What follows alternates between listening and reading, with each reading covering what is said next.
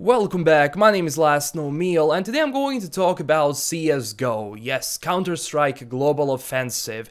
But before I go on to that, I want to talk about 1.6, because when 1.6 came out, we used to play that game in those net clubs. Like, I used to play a lot with my friends, and it was the most definitive competitive game I have ever played in my life, because it relied a lot on skill. You had to play the game a lot to learn the weapons, to learn the movement, to control the aim. Everything was connected, and besides all of that, you had to work with your teammates to actually finish an objective, either as the counter-terrorist or as a terrorist.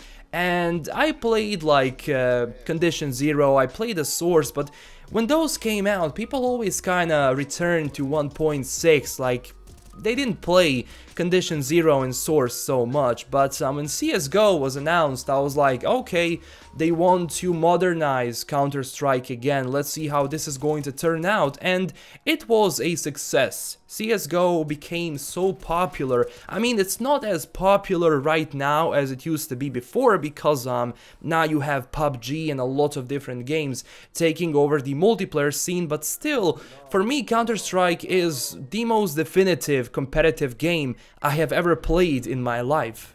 Now, before I continue, you're probably going to see the gameplay and say like, oh, you're just a Silver 1, how can you be Silver 1, god damn it? Yes, I do admit, I am in Silver 1 for quite some time now, and even though I have won like 15 matches in a row, always the first place, always MVP, I'm just stuck in Silver 1, I have no idea what is going on. Hopefully that's going to be fixed, but this is some of the games I played through the course of last couple of days, because I came back into this game like probably 10 days ago. I used to play CSGO a lot when it came out, and there was always so many things like bothering me. Like when I used to play this game before, I didn't go too much into competitive because I was afraid, like, what if I suck? What if I'm just bad in this game, like people are going to lose because of me? And it's because of that I kinda stayed away from competitive, but I did get into it eventually. But right now I'm just trying to get out of Silver 1. Even though I'm winning, it's been unsuccessful for the past couple of days.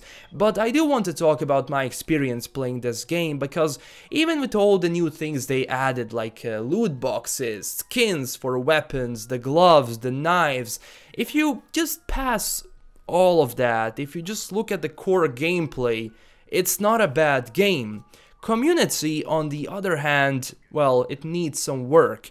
Honestly, like, I've played probably 25 matches as I returned like a couple of days ago, and every single time in competitive, there are so many kids, like so many children playing this game. And look, I have nothing against children playing this game, but I do have everything against bad players, because I used to play with, like, it was a full team of like 15-year-olds, and we've won.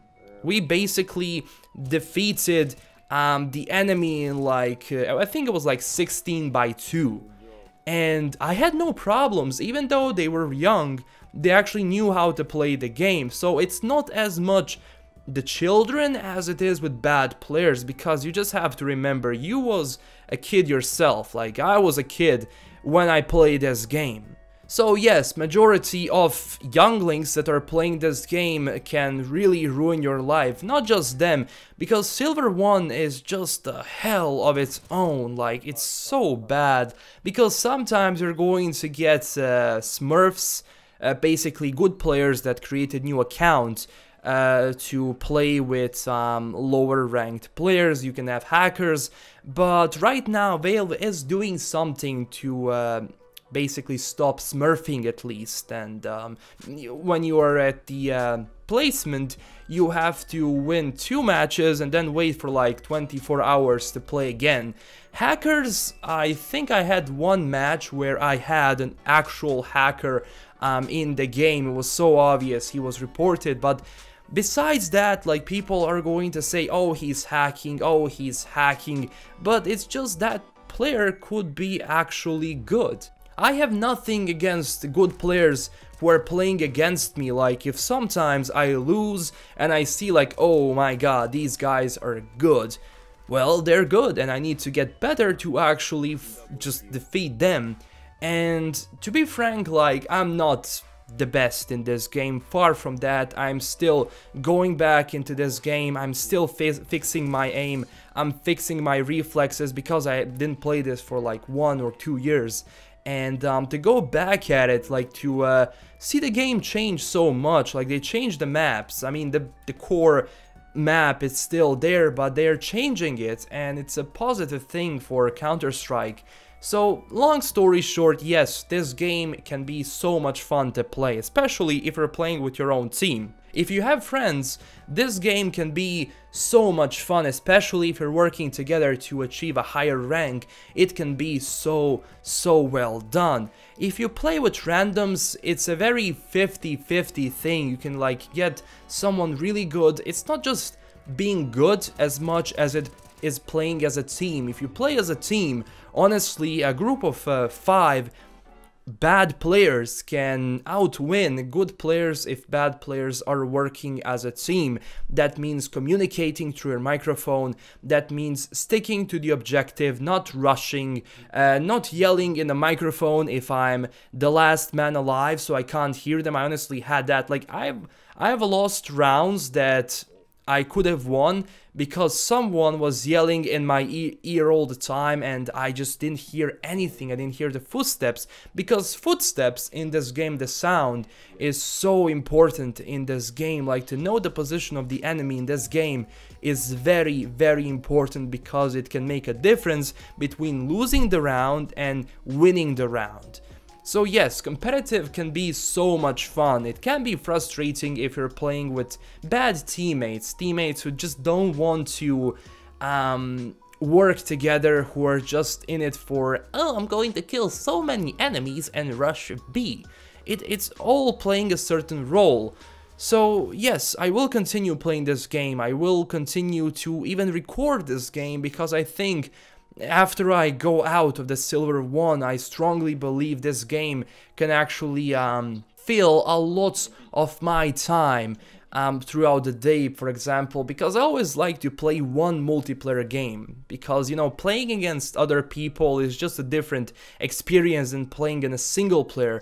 It makes the action more realistic. Like, you honestly can make a decision which is going to cost your life and can cost you your round, or at the same time you can save your teammates. So it's a very 50-50 thing. You have to be committed to a certain game, for example like CSGO, to actually advance in it. So it's not just going from one match to another, it's watching your gameplay. When you finish it, you have to watch like a portion of your gameplay to see like, where am I making mistakes? Maybe I can do something to fix those mistakes, and then at the same time you can download like some custom maps to fix your aim, to fix your reflexes. I always recommend, before you go into competitive, to actually download like a training map to just get your hand all warmed up, because you have to be 100% committed when you're playing a competitive game